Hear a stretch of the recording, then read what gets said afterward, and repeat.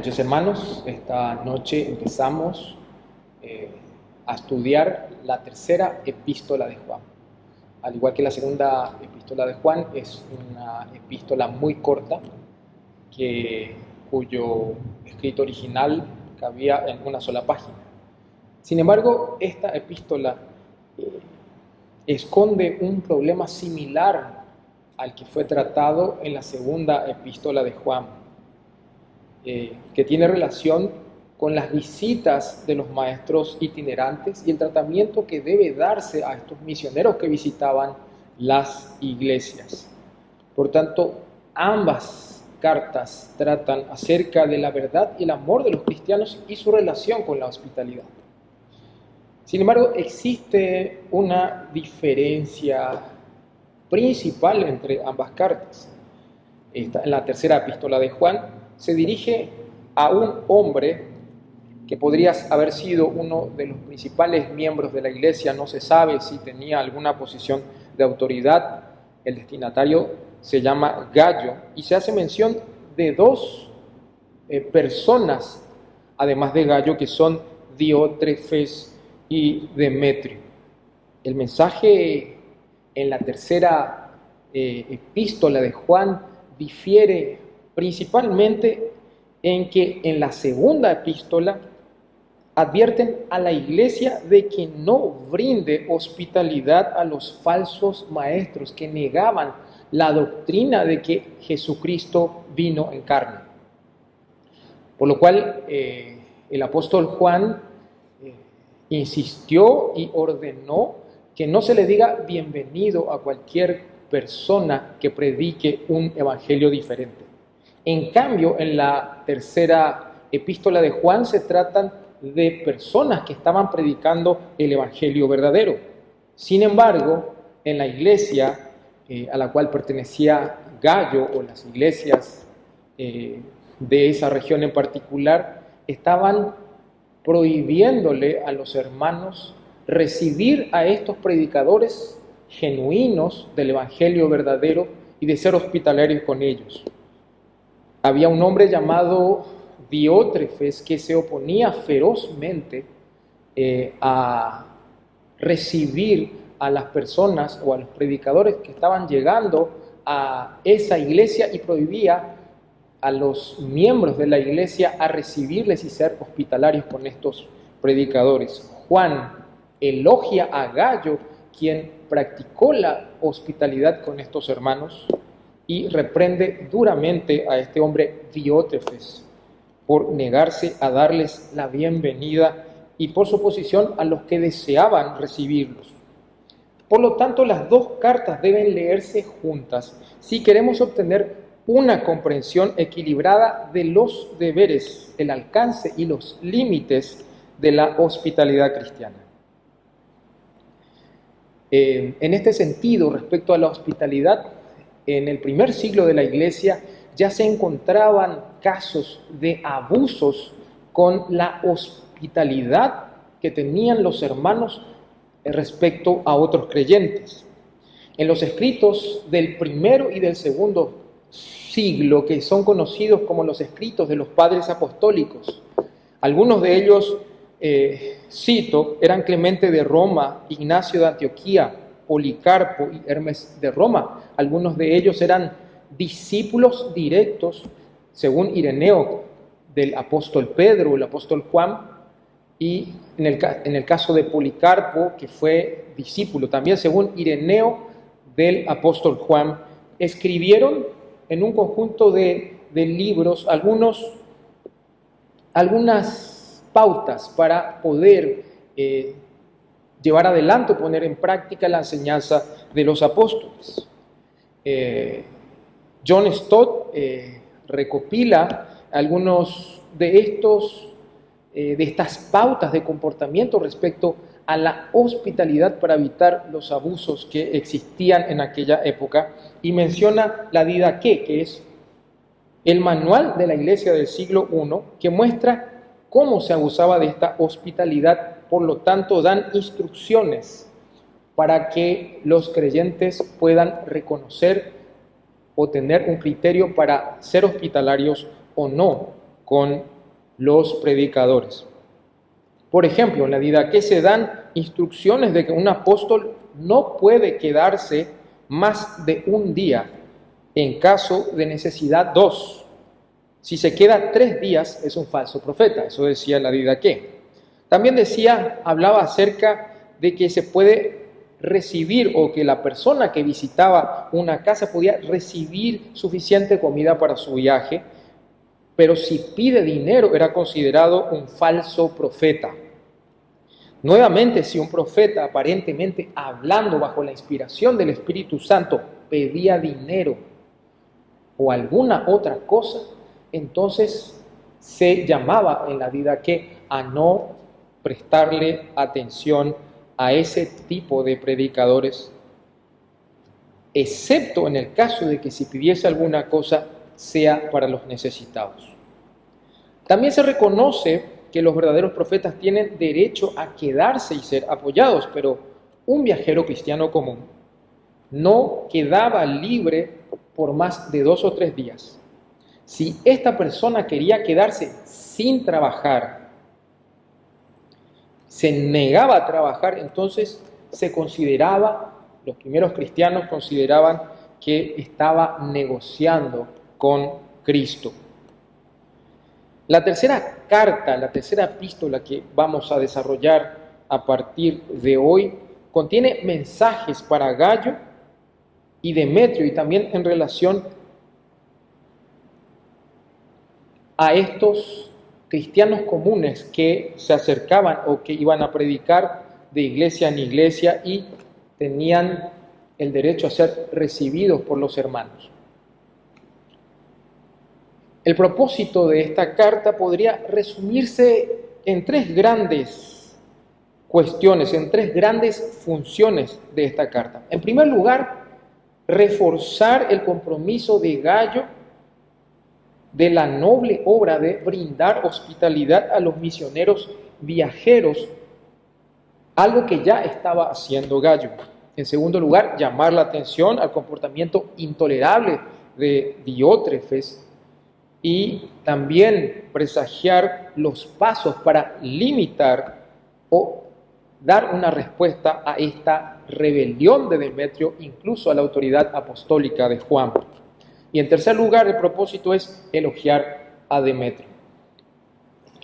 Empezamos la carta leyendo el primer versículo que dice: el anciano a Gayo, el amado, a quien amo en la verdad.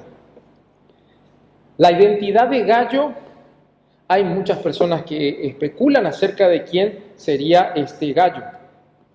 Existen diferentes personas llamadas con este nombre en las páginas del Nuevo Testamento.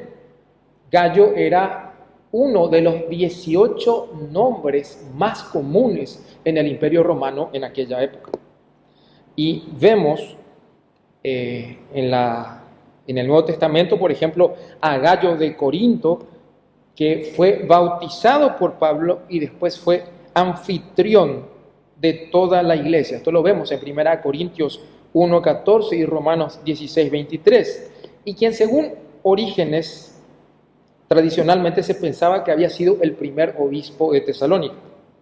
El segundo Gayo que podríamos mencionar es el Gayo de Macedonia, vinculado con Aristarco de Tesalónica, que fue uno de los compañeros de Pablo que sufrió el motín en Éfeso, cuando un platero llamado Demetrio había soliviantado al pueblo y animado a ir en contra de Pablo y los discípulos de Cristo, ya que las personas que se iban convirtiendo al cristianismo iban dejando de comprar los ídolos de Diana y perdieron mucho dinero. El tercer Gayo es Gayo de Derbe, quien viajó con Pablo en su último viaje desde Grecia a través de Macedonia, quizás hasta Troas. Y también posiblemente fue la persona que transmitió la colecta para los pobres en Judea.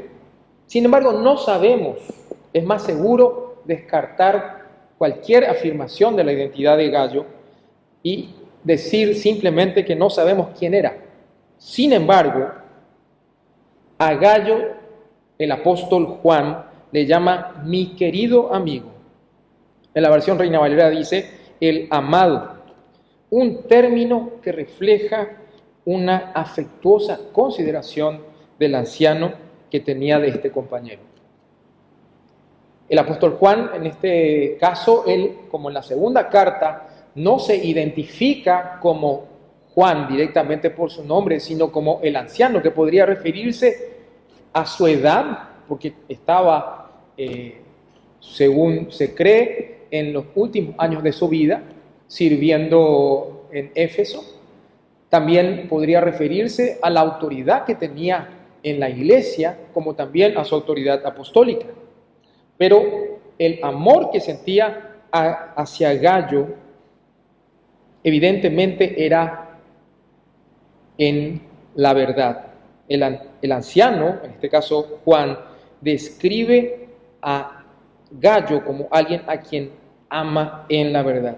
¿Y a qué se refiere con que ama en la verdad? Existen dos posiciones, dos interpretaciones respecto a esto. La primera interpretación de la palabra aletheia es que el apóstol Juan estaba diciendo que amaba a Gayo, a quien como él estaba en la verdad, es decir, alguien que continuaba fiel a la verdad acerca de Jesucristo, tal como se escuchó desde el principio, es decir, al mensaje original del Evangelio.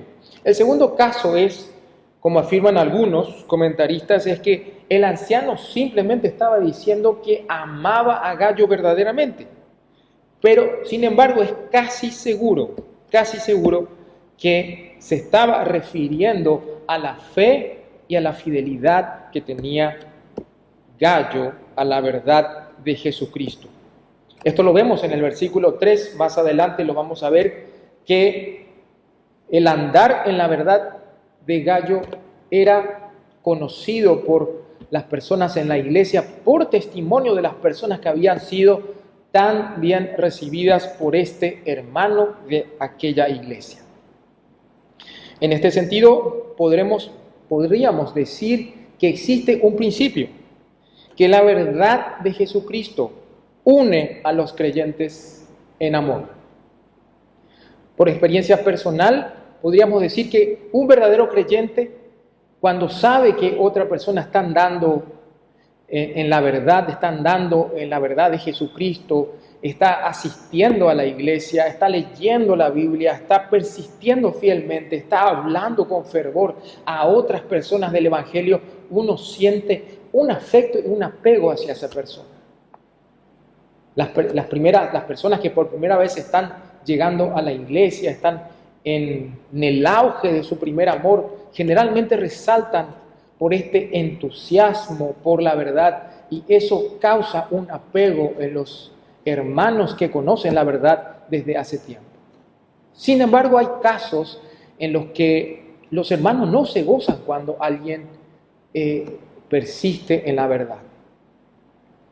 He escuchado de personas que incluso se enojan cuando una persona trata de vivir fielmente a la verdad de Jesucristo.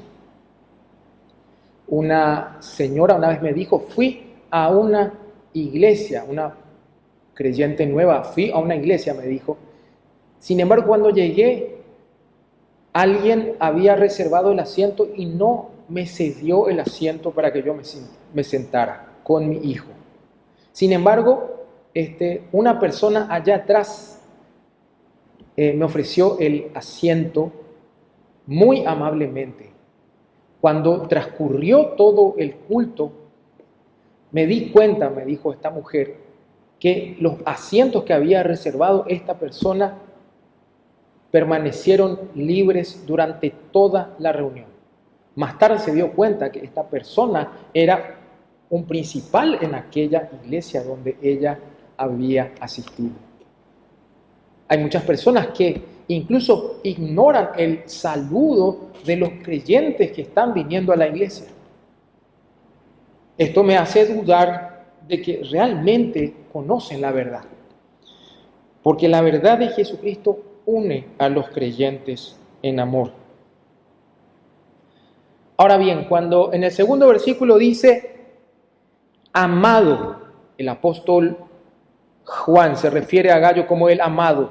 Yo deseo que tú seas prosperado en todas las cosas y que tengas salud, así como prospera tu alma. ¿Qué podemos decir al respecto? Podemos decir que esto esconde un principio muy importante, que los creyentes oran por las necesidades materiales y la salud de otros creyentes. No solamente oran, sino que deben orar, pero sin olvidar la vida espiritual de sus hermanos. Si el único propósito la única preocupación de los creyentes sería solamente estar sanos y tener prosperidad material, podríamos incluso hasta dudar de que están en la verdad, porque su anhelo no está en los cielos, su anhelo está constantemente en el aquí y en el ahora. Y aquí vemos el amor de el mayor, es decir, el anciano Juan, por Gallo. Y vemos que es genuino y expresa un deseo y oración por su bienestar material. El verbo traducido, que podría significar que todo pueda ir bien contigo. Esa podría ser la traducción. Significa literalmente tener un buen viaje, ese es el significado literal, pero metafóricamente se refiere a tener éxito o prosperar. Esta misma palabra se utiliza en Romanos capítulo 1, versículo 10, cuando el apóstol Pablo está diciendo a los creyentes de la iglesia de Roma que él oraba y tenía un deseo ferviente para tener un próspero viaje, para ir a verlos. También esta palabra aparece en 1 Corintios 16:2, cuando Pablo da instrucciones para recolectar las ofrendas para los necesitados de la iglesia de Jerusalén, según como los creyentes habían prosperado. El otro verbo que se traduce como gozar de buena salud, también es utilizado en el mismo sentido por Lucas en otras partes de la Biblia. Ambos verbos pertenecían al lenguaje cotidiano de las cartas en el tiempo de Roma. Todas las cartas tradicionalmente en el Imperio Romano en aquella época tenían un exordio, una introducción, dándole buenos deseos a la persona a quien iba dirigida la carta, también deseándoles prosperidad material y también buena salud. Sin embargo, el deseo de Juan por el cuerpo y el estado de Gallo, aunque fue expresado en términos tradicionales como cualquier otra carta, es sin duda sincero.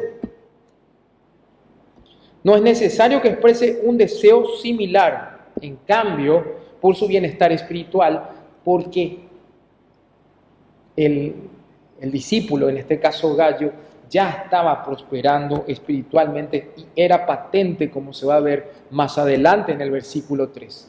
Muchos creyentes daban testimonio de su progreso espiritual, de su progreso en la fe, de su andar en la fe. Entonces, el deseo de Juan era que Dios bendiga o recompense y le dé bienestar tanto material como físico, como recompensa de su integridad.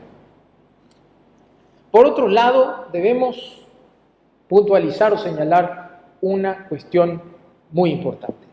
Este pasaje es utilizado muchas veces de mala manera por falsos maestros, quienes utilizan este versículo para sustentar lo que se llama el evangelio de la prosperidad. Es decir, aquel mensaje que dice que Dios quiere que todos sus hijos disfruten siempre de buena salud y riqueza en abundancia. Sin embargo, el fundamento que pueden encontrar en este versículo es sumamente débil. Existen tres argumentos que podríamos utilizar o podríamos revisar para entender por qué este pasaje nos está hablando de que Dios quiere que todos sus hijos siempre tengan bienestar material y salud.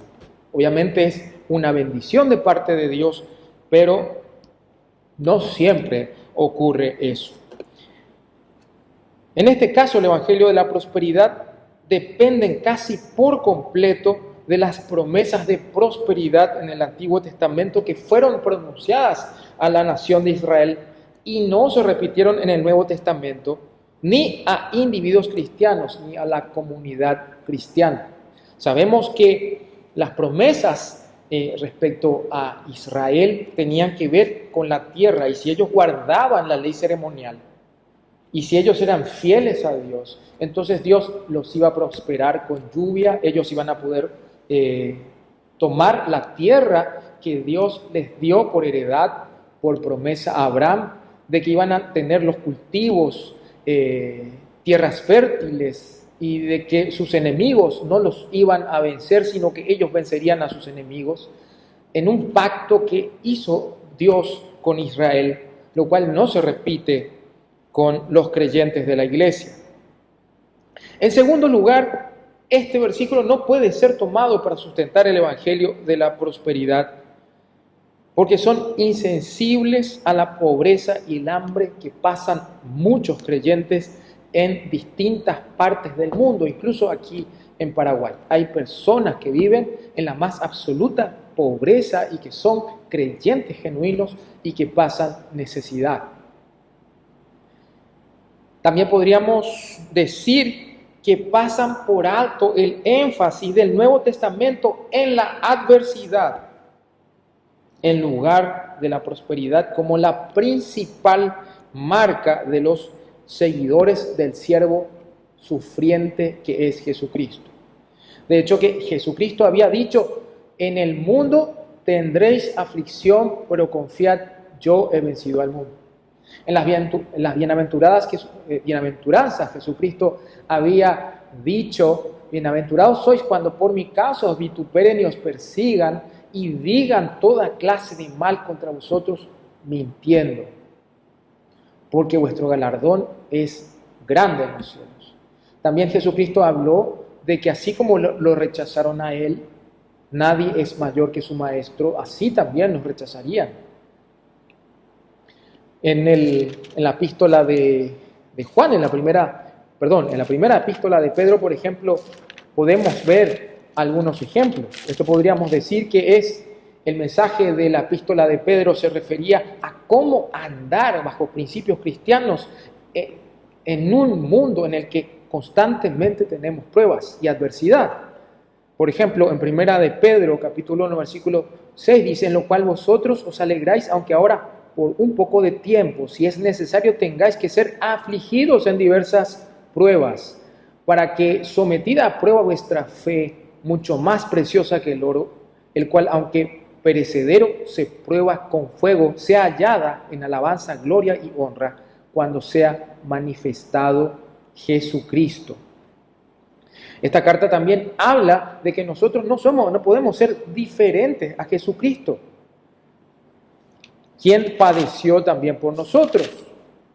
También dice, por ejemplo, en la primera de Pedro capítulo 2, porque esto merece aprobación si alguno por causa de la conciencia delante de Dios sufre molestias padeciendo injustamente.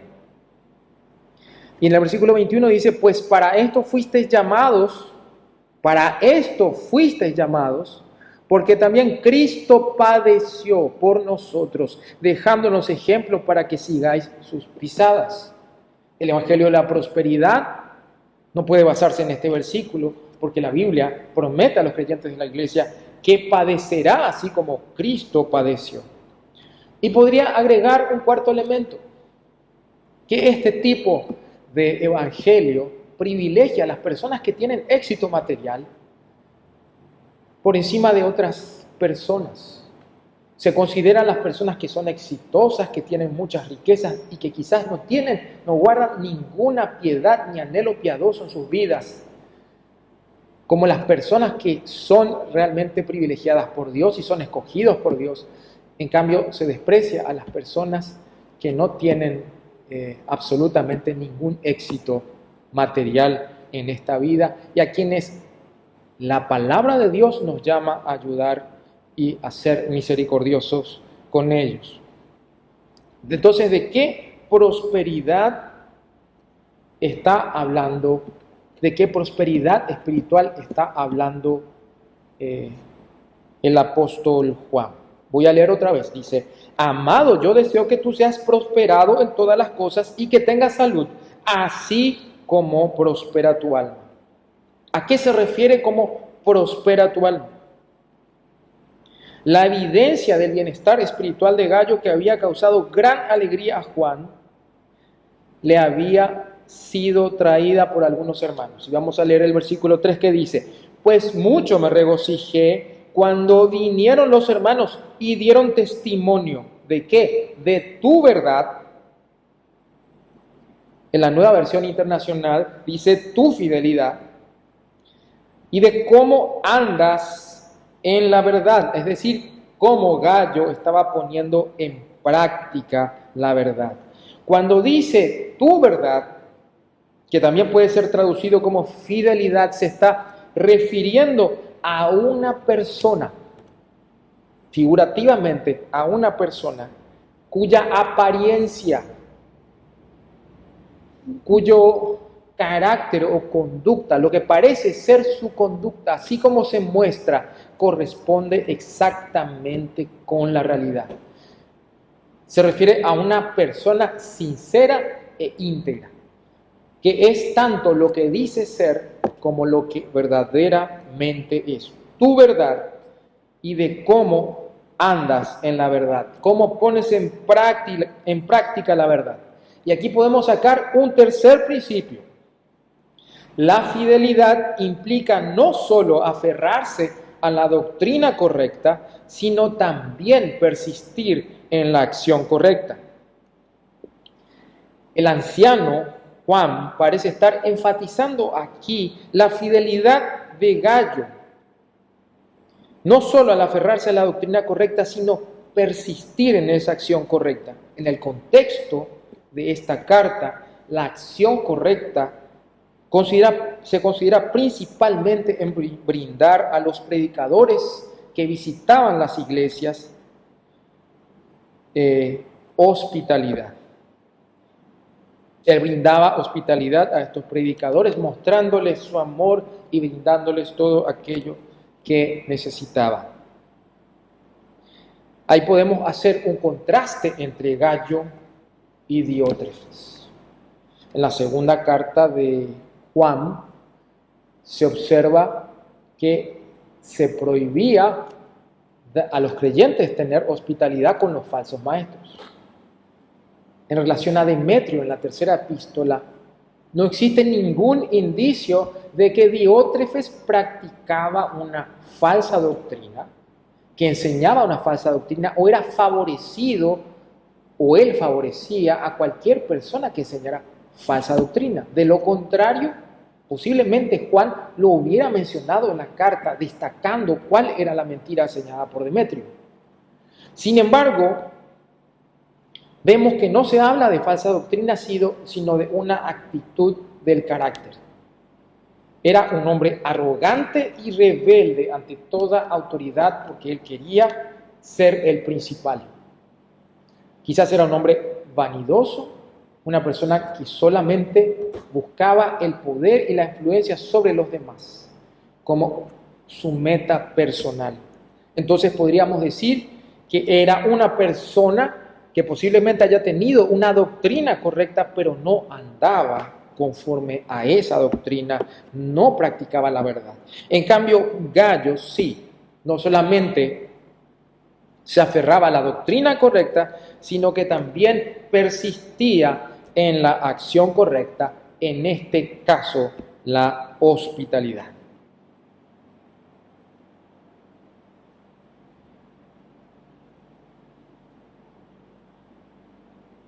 Vemos que el mayor gozo no está en la prosperidad física ni material. Y vamos a leer el versículo 4. Dice: no tengo yo mayor gozo que este, el oír que mis hijos andan en la verdad. Posiblemente Gallo debía su conversión al testimonio de Juan, por lo cual le considera su hijo en la fe. Este es el mayor gozo que puede tener un creyente, tanto que sus hijos en la fe, como también sus hermanos en la fe, anden en la verdad, persistan en la verdad hasta el fin. Y podemos leer en conjunto con el versículo 3, y volvemos a leer: pues mucho me regocijé cuando vinieron los hermanos y dieron testimonio de tu verdad, es decir, tu fidelidad, de que abrazaba la doctrina correcta, de cómo andaba y practicaba la verdad, en este caso la hospitalidad, mostrando amor hacia los hermanos que venían a predicar el Evangelio. Y podemos entender o extraer un cuarto principio del versículo 4.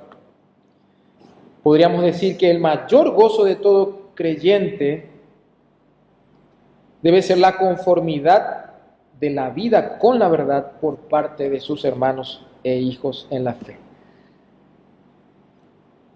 Este es el mismo espíritu que Juan tenía en las 3 epístolas que hemos estado estudiando.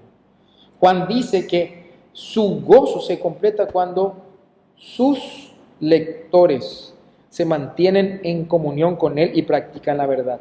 En primera de Juan capítulo 1, los versículos 3 y 4 dice: les anunciamos lo que hemos visto y oído para que también ustedes tengan comunión con nosotros. Y nuestra comunión es con el Padre y con su Hijo Jesucristo. Les escribimos estas cosas para que nuestra alegría o nuestro gozo sea cumplido o completo. Que otros hermanos estén en comunión con el Padre y con su Hijo Jesucristo. Que sean creyentes verdaderos debe ser nuestro gozo de que nuestros hermanos persistan en la fe. En segunda de Juan capítulo 4 dice: me alegré muchísimo al encontrarme con algunos de ustedes que están practicando la verdad según el mandamiento que nos dio el Padre. Y aquí en los versículos 3 y 4 de la tercera epístola dice, en la nueva versión internacional dice: me alegré mucho cuando vinieron unos hermanos y dieron testimonio de tu fidelidad y de cómo estás poniendo en práctica la verdad. Evidentemente Juan había recibido este testimonio de las personas que quizás hayan ido de su parte a predicar a las iglesias de Éfeso, entre las cuales Gallo era un miembro, y habían traído en la reunión principal de la iglesia el testimonio de lo que Gallo estaba haciendo. Dado el contexto general de las 3 cartas de Juan, la fidelidad de Gallo a la verdad debe entenderse como un firme compromiso con el mensaje del Evangelio, tal como se escuchó al principio. Un firme compromiso. Esta es la fidelidad a la verdad. No solamente es la verdad o su fidelidad, sino también y el andar en la verdad, sino que esto engloba un firme compromiso con el mensaje del Evangelio tal como se escuchó al principio. Y también su rechazo a la nueva enseñanza que los falsos maestros divisionistas estaban difundiendo en el extranjero. Sin embargo, la noticia que le llegó a Juan no fue solo que Gallo se aferró a las enseñanzas, sino que continuó, persistió, perseveró en la verdad, ordenando su vida de acuerdo con la verdad. Y si hacemos una lectura final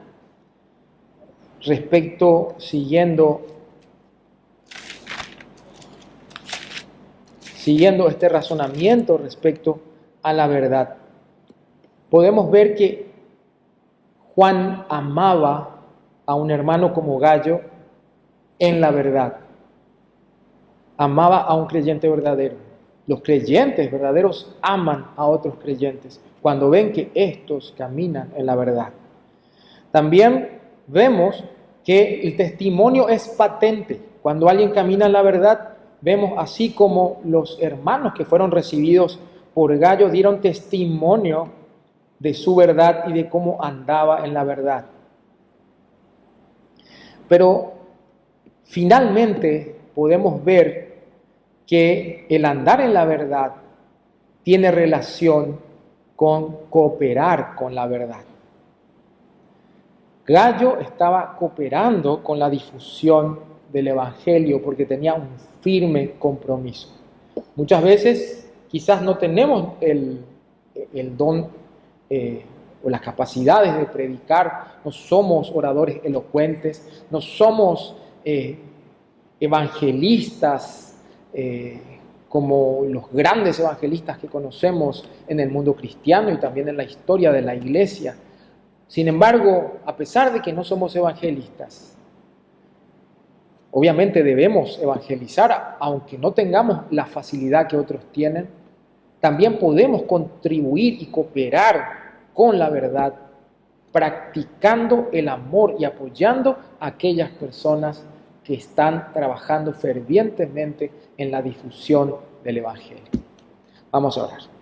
Padre Celestial, te damos gracias por tu palabra, te damos gracias por este mensaje de tu palabra que nos sacude, que nos mueve, Señor, no solamente a abrazar la doctrina correcta, sino también a practicar la verdad. Porque muchas veces nosotros, sin practicar la verdad, muchas veces nosotros, sin estar en comunión con tu palabra, ni estar en comunión contigo en oración, a veces nos indignamos con las falsas doctrinas, pero en cambio, Señor, no nos indignamos con nosotros mismos cuando nuestra vida no corresponde, Señor, con tu palabra, con aquella verdad, y tampoco nuestra vida o nuestras acciones y conducta no cooperan en un compromiso genuino con el Evangelio que debe ser difundido a todas las naciones. Y también el Evangelio, Señor, que escuchamos